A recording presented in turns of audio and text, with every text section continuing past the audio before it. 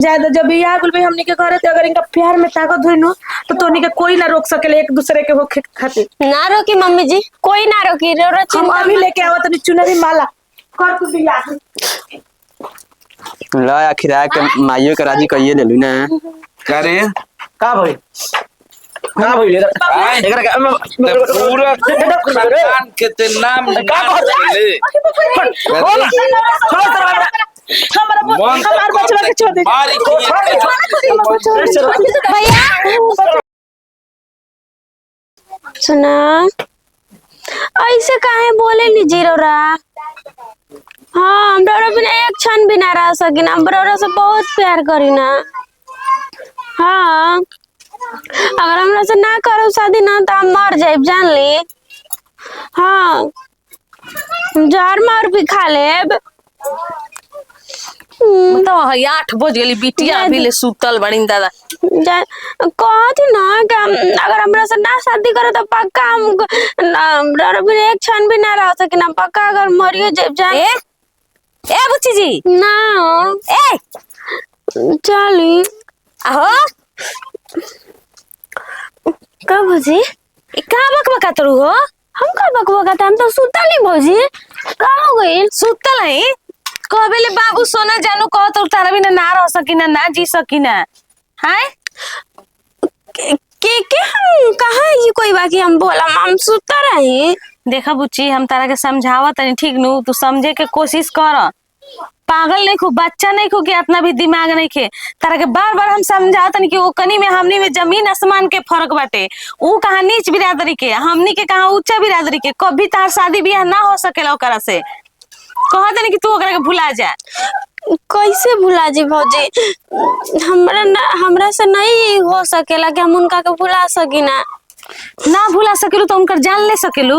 उनका से साल भर से प्यार करे नहीं, लेकिन बहुत गहरा हमारा से उनका से प्यार हो गइल बा। तारा के ई पता बाटे कि अगर ई बात के तारा बाबूजी के तारा भैया के पता चल जाई त का होई घर में। आए एगो तो अपने गरीब घर के लइका बाटे, एकलौता माई बाबू के बाटे। हाँ खूने खराब अनु होई, जान जाइन तो सीधे ओकर जान मार दिहन जा। भौजी हमरा खातिर गरीब और अमीर मायने ना रखेला। उ का बना का नहीं का हमसे उसे कोनो मतलब नहीं के, बस हमको ऊ चाहिए तो ऊ चाहिए। अरे हम समझता नहीं कि प्यार में अमीरी गरीबी जात पात ना लौकेला, लेकिन कोई के जान के भी तो परवाह कर सकेलू ना। आए तू अपने भैया बाबूजी के बारे में नहीं खू जानत। जानत नहीं भौजी, तबे तो हम मजबूर बानी, नहीं तो हम से उतना बोल पाई ना। हम तो रोज ये मनाई नहीं भगवान कहीं से उन लोग के लिंक मत लगे, कुछ भी पता मत लगे। आ जितने हम तारा के समझावत नहीं उतने तार प्यार और आसमान पर चढ़ल जाता टे। काहे नहीं को तू समझत, का चाहता कि मर जाओ बेचारा ऊ। हाँ ना भौजी ऊ काहे के मरे जा। अरे पागल, कोनो जरूरी ना होला कि प्यार में इंसान पा लेवेला ओकरे के प्यार कहल जाला। असली प्यार के नाम बलिदान होला, समझ में आइल। अगर ओकर जिंदगी चाहत हो ना बुची तो तू ओकरा के भुला जा। भले भौजी हमारा उनका से शादी ना हो, लेकिन उनका के हम कभी ना भुला सकी ना। लेकिन शादी होई तो होई, 19 होई, कुछ भी हो जा। भगवान ओकर दिमाग में का बाटे हमारा तो समझे में नहीं खियावत कि का करी हन। तके पागल कुत्ता नहीं खेनु कटले। आए भौजी हम तोरा के कैसे बताएं कि हम उनका से बहुत प्यार करें ना, हम कैसे उनका के भुला सके ना। तू एक ही बात बार बार बोले लो कि उनका के भुला जा, हमनी के जात बिरादरी नहीं हम, हमनी के लेवल में नहीं कैसे उनका के भुला सकी ना। तहार भुलाए के जान तड़ू एक ही उपाय बाटे, और दूसर कोनो उपाय नहीं खे। आ जौन उपाय हमरा के बहुत बढ़िया से पता बाटे। तहार भैया से कह के, तहार बाबूजी से कह के तहार शादी कहीं तय करवा देते नहीं। तहार शादी बियाह हो जी, अपने घरे दुआरे चल जीबू, खुद तू भुला जीबू। चलो जल्दी आवा। शादी भी हो जी तो हम लेकिन उनका के भुला नहीं सके, नहीं तो हो ही नहीं सकेला कि हम उनका के भुला जी। बल्कि ना वो कहदा कि हम ना शादी करब, लेकिन हम तो उन्हीं से शादी करो, जैसे भी करब लेकिन उन्हीं से करब। भौजी और माई बाप भले ना कुछ कर ले जा, ई के कहेला कि जे जात बिरादरी रहेला ओकरे से शादी होला। जात बिरादरी हमरे खातिर मायने नहीं के रखत। का करत ये लड़की अभी तक ले फोन ना करस, कुछ समझ में नहीं आवत हमरा। जब लड़की बिया ना करी का हम ही फोन, लेकिन कहीं ओकर घर वाला कोई फोन उठा ली तो फिर काम गड़बड़ा जी। खैर रुको, करके देखा था मोबाइल ओकर तो दोसर कोई कैसे उठाई।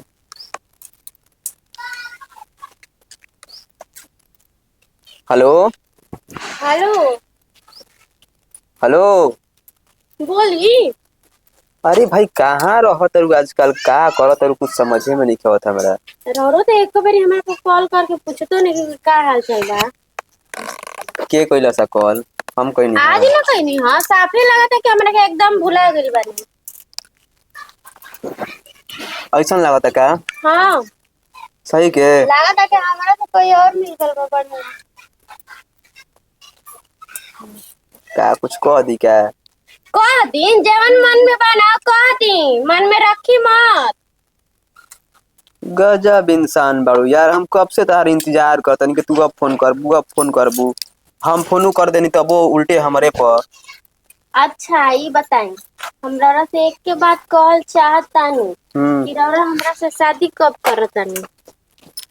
शादी कर लिया कब? अभी भागल तो शादी थोड़ी ना, शादी कर लिया। अभी पढ़ा तो इंजाम दी के नो। माना तानी कि भागल नहीं खे जात, लेकिन शादी हमके करल जरूरी बा, ई बात के मानी। अरे हाँ भाई, हम शादी करब तो तहरे से करब, कहीं और से ना करब। लेकिन अभी हमनी के पढ़ा तो नहीं जा, ठीक बा? देखी पढ़ाई तो बादों में हो सकेला, शादी के बाद भी हो सकेला, लेकिन शादी अभी हुई। मतलब जो भी 10 दिन टाइम ले ली, 8 दिन टाइम ले ली, इस बात के हम मान सकेना, लेकिन इतना ना कि मतलब पढ़ाई के बाद शादी हुई। ठीक बा भाई, ठीक बा, तार हम बात मानतनी, ठीक बा? आतना किसिया जन, हम जान बुझ के तारा फोन ना करत रहनी। पता बा काहे? क्या है? कहीं तार भैया हो या चाहे तार भाभी हो भी कोई और फोन उठा लस तो फिर? तो मान तनी भाभी रो के हमारे जान निकल बनी अच्छा तरह से कि हम रो से प्यार करतनी। इतना देखिए हम आपन जान के रोने के बताते हमारे भाभी इतना तक भी माना करतनी कि शादी मत कर, लेकिन भाभी से हम इतना लड़ाई कैले बानी कि हम रौरे से शादी करब तो रौरे से करब। अरे भाई तेमें लड़ाई क्या करे के बाटे? काहे? हम रौरे से प्यार कैले तो भाभी दूसरा से कहीं शादी करे के, तो हम दूसरा से शादी कर ले ना करब। अरे भाई वो लोग जीवन बने लोग जो मतलब कि वो लोग। अरे माई होती है, सुनो ना बाबू फोन रखा था। ठीक ठीक है करब, लेकिन एक बार को के हरे ठीक है भाई, ओके ठीक बा। वो दोस्त है, दोस्त हा तो उहे ही हा। तू ना मनबे का चाहत रे? बाबू के मुड़ी कटवावल चाहत रे? हमने के जिंदा देखल के चाहत। उ तो अपने एगो बाबा सन के बड़का घराना बउगे, अपने वैसे ही ओकनी के केहू पे पड़ल सन, जेकर के लूट के पट के ठीक कर देबे सन। आके तोरा बापावा के मारे लगी सन, पीटे लगी सन, हमरा के 4 गो गरियावे लगे सन, तो तोरा निक लागी? वही दिन नौकर भाई तोरा के राही में धीरैले रहे। मैं ओकरा से ना बतियावत रही। हम कैसे मान जाए तो तू नहीं खिस बतियावत? बोल ना। अब कैसे तरह का समझाई हम? कैसे समझाई? ना बतियावलिस ना? ना ना तो हमार कसम खा के बताओ। ए में की हमार कसम खो, अगर बतिया तू देख ले शंभुआ, अगर ऐसा कुल करबे ना तो हम फांसी लगा के हम ही मर जाब। हम ना रह, हम नहीं कुल देखम। हम नहीं चाहता हमरा जीते जी हमर मरद के कुछ हो को, काहे हमरा लड़का पे कोनो आचाओ, ठीक ना? ठीक बा, हम बतियाई ना तो ओकरा के छोड़ काहे ने के? बाबू देख बात मान, हम कहतनी तोरा आगे हाथ जोड़तनी, ओकरा ले बढ़िया लड़की तोरा के हम खोज दे, बढ़िया लड़की ले तोर बियाह कर दे। भले गरीबे घर के रही त का माना तनी धनी मनी कपड़े तारे शादियों बियाह अपना से देख के बराबरी के हो खेला। तू ई बात काहे नहीं किस माना? तू करियो सन, तोरा के कबो कर घर वालों का तोरा के ना अपना ही हसन जाना ले स। ये तो से बात कही, देख ओकरा से बढ़िया सुंदर लड़की से बियाह करा देबे, सब कुछ मिली हमारा, लेकिन वो ना मिली माई, ओकर प्यार ना मिली हमारा। हम तोर बात समझतनी, हम ई बात तोर समझ गइल बनी, लेकिन तू हमनी के बात समझ। हमू मजबूरी में कहतनी ओकरा से जनलिस। अगर आज आके तोरा बाबूजी के मारे पीटे लागसन, काहे कुराही में तोरे के घेर के मारे लगे सन, कुछ कह दिए सन, तो हमनी के केने ओके होखम जा। तू ही हमनी के एगो बुढ़ारी के सहारा बड़े, तू काहे नहीं बात मानत नहीं? तोरा ले बहुत प्यार करेले, लेकिन तोरा प्यार के ओकरा प्यार के तो ओकर घर वाला ना समझिए सन। काहे से हमनी के गरीब बानी जा। ठीक बा माई, ओकरा से ना बतियाइनु ना तो बतियाओ, हम इहे कहतनी। ठीक बा, ओकरा से हम ना बतियाई। हो गइल? चल खाना खो तो पहले। हाँ चल चल ते खैले है ना अभी कहाँ खैले बने तोर बाबूजी के तो कहतन तोर बाबूजी तो ओकरा के बुला के लिए खाना खाए के तू बड़े हेने फोन लेके होने बैठा रहतड़े मन उदास कैले रहतड़े तोरा अपन मन नइखे बुझात माई बाबू के नइखे देखे के ना माते आप चलिए खाना खाने के लिए पधारिए। चलो आओ। वो कहत रहे खेतवा जोते के गेहुआ के तो काहे न जोतलस का न बाजी रहे छोटा मोटा वही चोट के गोली मार दे खोपड़ा में कही दी है कि जहाँ हमार माथा सनकल नू तो 2 गो ट्रैक्टरवा के चकावा में मारब एगो उनका खोपड़ावा में ससुर के मारब अगर काल तक ना जोती है तो का कर जाकर गोड़ा तुरी अभी ये अरे सार तू नहीं तूरी के आई रहत कहत तो तनी नीक लागी। अरे फोन कइला रोए लागला भैया ए बार आइम भैया ए बार आइब एबे जोतवा दी है सार काला कुल जोत के चल जाई जाकिर डहो कहाँ जातनी जा तनी खेत तोरे घूमे कहतनी के गड़िया वो किंदा आराम से ड्राइवर कोन रख ली बनिहारी बना से अरे साल त नहीं गाड़ी किनल कौन बड़ भारी बात बा चल के ले लो सर ट्रैक्टर एगो हम रोटावेटर लेबे के फेरा में बानी ट्रैक्टर तम रोटावेटर लेबो हाँ माने खाली खेती बाड़ी के बारे में सोचम जे कि और कुछ घर में सोचे के दिमाग बाटे का सोचे के बा हो अब जो जवन लड़की का पास बाड़ी उनकर बियाह शादी ना होई बढ़िया घर देख के वो बियाह कर दिया लड़का बढ़िया देख लिया नौकरिया लड़का देख लिया और का बताओ बात है कि 20 वर्ष रखो अपना घर में कौन ऐसा तो माई पैदा नहीं खे कैले रे कि हमारा खानदान के लड़किन पाँख उठा दे तो हमार बहिने ही इतना छोट छोट गिनाइबो ना करी बोटले बोटले ने बेलचा लागे टाइम पर जाई पोस्ट मार्टम में डॉक्टर के ना बुझाई कि कॉपीस भइल बा केने किसके ने ह ई सब जानला के जनैला के सुनैला के उमरे पर शादी बियाह अच्छा लागेला बुझाई कौनो घर क दिहल जाई का भैया समझावेला ना हो अरे का समझाई ये समझैती तो इनकरिए अपन भाइयों से बढ़ के बाड़ा बुलेट के चाबी कहाँ धइले बाड़ू अलमारी जा ना हो गड़िया बटे गई रहस का लेके चल उहे ने बेटा बोलो तो ना तू कर लगल हस जा तनी जान लू आ सुना और बतिये पर ध्यान दी जन्नी नो तेने सोले हो अरे मत पागल लाई जा पागल लइका तोर देख के नीमन घर जरूरी नहीं कि नौकरिए लइका ले बियाह होई त होई देख ई कुल में तोर पापा बढ़िया हने चारों ओर उनकर संपर्क बा पापा से अपन कान में डाल दो बढ़िया हमारा पैसे न देबे के बा आ फूफा जन फटुआ के तू मांगत रहनु का भाई बे ससुरा लफुआ लइका ह रात दिन ढिबरा पर पी के पर रहता अपना गांव में उ ससुरा कहत रहन की जगह जमीन पूरा बाटे जगह बा जमीनो बा लेकिन ओकर नामे बाघ ह अब यही से सोची लो जिनकर बाघ जगह है जमीन घर हाँ उ बाघ रंगदार निकल से ना ना तब कैसे हुई भाला गाड़ी चलाए वाला खोज तू देख लो भाभी ये घरी उहे कुल चाहबे करिया बिना बिना घर में हथियार आ मर्द बरियार ना रहल आ खेती में जमींदार तो बियाह ना हुई बहिन के सोच लिए हमार बहिन के जब दुआरे बारात लागी नु तो हे ही अंगूरी से 100 राउंड फायर करब आ अगर जे बहिन कहीं गलती कर देलस तो सोच सकेलिस बबुआ के माई इहे हाथ से ठीक बा बबुआ के माई हम जा तनी तोर गाँव रे घूम चल जे ठीक नु कुछ ले आवे के बा ओने से ना नहीं के लिया कुछ बहिन पर तनी तू ध्यान दी है ऐसे कि अगर बहिन गलती करी तो ओकरा साथे साथे उ तो जइबे करी तेहू सोच ली है बबुआ के माई देखियो तेलवा तनी गड़िया भरवा दियो कम से कम रौरा तो भैया के समझाई रौरो हाँ में हाँ भरत रही ना तो का करी उनकर मनोबल छोट करी यही तरह गांव में हाला बबुआ हमनी के रंगदारी में देखी खाली हल्ला गुल्ला होइला से ना हो जाला समझ में आइल ना दबदबा रही तो सब रही नहीं खींचा करत रौरा सब ठीक बा बिया एक के बार ना कोई जाला बात चलते अपन पापा से बतियाई भैया कहबे कइलावन रौरा सबसे ना बोलले बेकार बा दोनों भाई के ना कहीं दिमाग बा समझब जना कभी घर में तो हमारे बात विचार चले लगल शादी के कुछ नहीं के समझ में का करतन इनका भी फोन करतन जल्दी बगा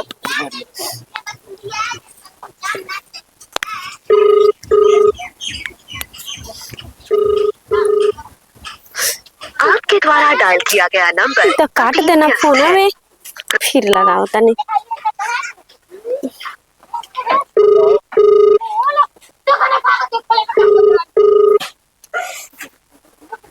उठाओ तो आपके द्वारा डायल किया खीर गया काट नंबर देना। अभी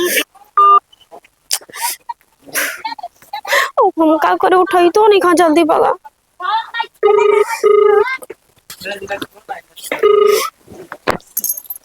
हेलो हेलो देखा, आज के बाद हमारे को फोन मत करियो, ठीक है? और ना ही हम तारा फोन करब। ई का कहता नहीं रो जी? जौन सुनलू है तो ठीक सुनलू है, और जौन कहता नहीं हम तो ठीक कहता नहीं।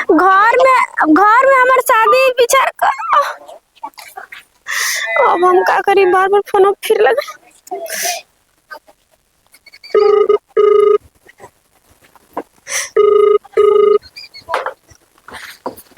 आपके द्वारा डायल किया गया नंबर उठावत नहीं का करे कुछ।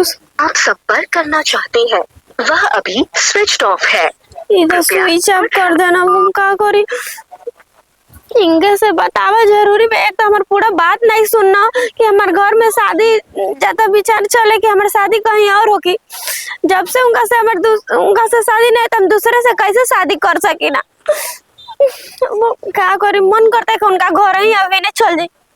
यही लगले अभी ये जाता नहीं उनका घरे।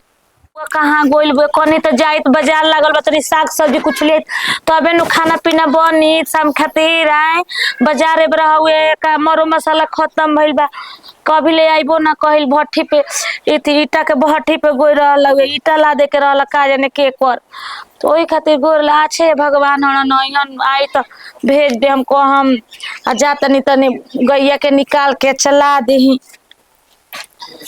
कहाँ बा की बची? अरे बचिया तू, ए बचिया तू ये जगह करे बड़ू?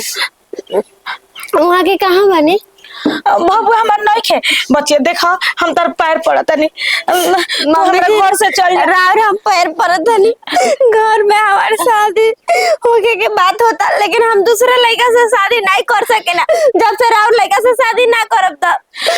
बचिया तू हमार बात मान, हमने के बाने जे गरीब आदमी, तू तो अमीर आदमी बाड़ू। हमारे लड़का के तारे से शादी होई, सपनों में ना होई। मम्मी जी हम गरीब और अमीर का मायने ना रखी ना। गरीब बनी के का बनी, हमसे उसे कोनो मतलब नहीं के। बस हमरा के खाली लड़का चाहिए तो लड़का चाहिए, और कुछ नहीं चाहिए हमरा के। हम समझत नहीं तारा बात के, हम समझत नहीं तू हमारा लड़का ले प्यार कर लो एक के चलते तू बोलते, लेकिन ये बात तार भाई भौजाई ना समझियन, जे तार माई बाबू ना समझे। हम तो हम बच्चे हाथ जोड़ तू चल जाना। तो अगर हमार लड़का मम्मी जी बल्कि हमार माई आ बाबू आ भौजाई ना समझे जा, लेकिन हम समझता नहीं। भले ना वो हमरा के रखन जे चाहे नहीं रखन जा ना, यार में ना बोले यहाँ जा, लेकिन हम ससुराल में रह सकी ना। बचिया अगर शादी अपना मन से भी कर ले बुनो तो तार भाई बाप हमर बेटा के मार दिहन जा, जिंदा ना छोड़ियन जा। ऐसे कैसे मार दिहन जा मम्मी जी? हमरे रहते अगर उनका के मरियन जा तो उनका से पहले कोई हम कब के हमरा के मार दे जा। हमारा तो समझ में नहीं क्या, तो हम का करे है भगवान। लेकिन जब तू इतना कहते हो तो कि इतना विश्वास बा अपना प्यार पे, तो चल तारा जौन मंजूर बा तू वो कर बबुआ।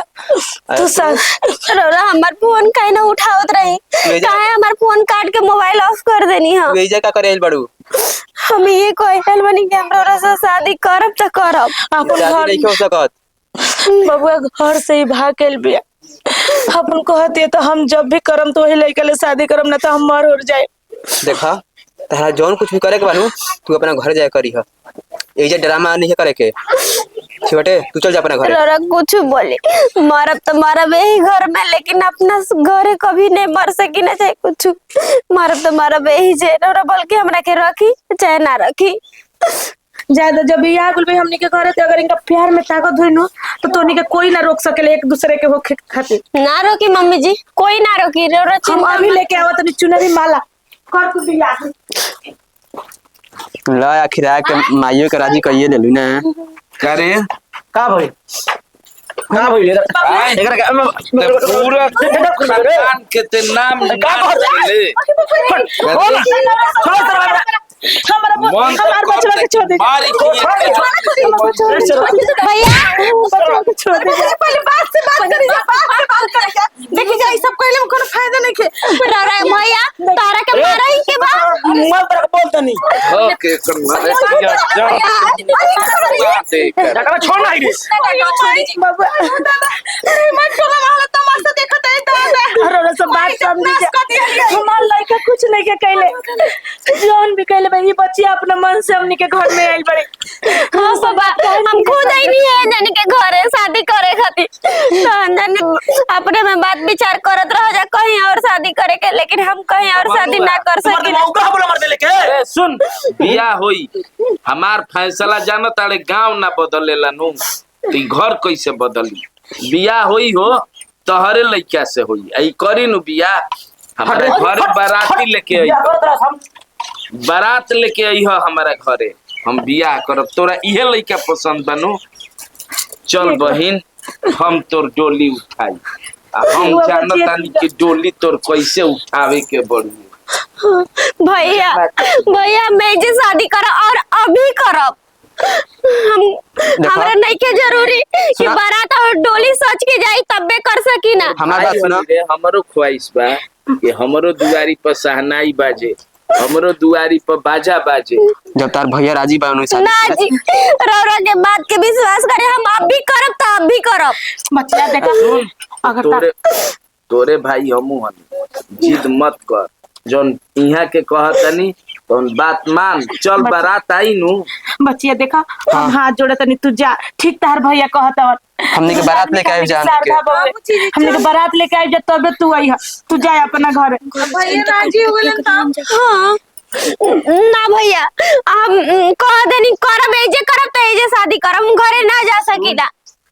अगर एजा ते बियाह करबे नु तो ई घर में खाली स्मशान बना देबी घर को ठीक बा जिंदा ठीक बा भैया हमरा के मन केहू जिंदा रही घर भैया, परिवार भैया अगर हमार ते बात मान ले तारीस तो तोर बियाह धूमधाम से अपना मन से हम करब। भैया अगर अपना बहन के तू खुशी नहीं खा देखल चाह तो तू मार दो, लेकिन मारे से पहले इनका के पहले हमरा के मरिया फिर इनका के मरिया। जी से बियाह करे के ना कोई के बात मरियन तो छोड़ दी चल। हाँ भैया जी हमनी के रिश्ता ना तय हम लोग से खत्म।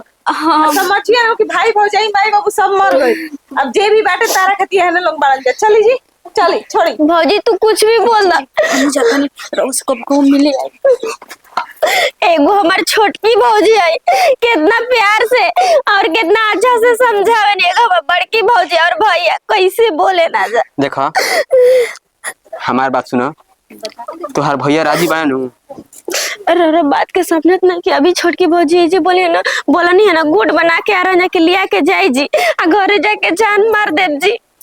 हमार जान मारे से पहले हम बल्कि यही घर में रह लेकिन वो घर में ना जा सकी ना। जाए तो बबुआ जब भी कहत है तो माला डाल दो ला बच्चिया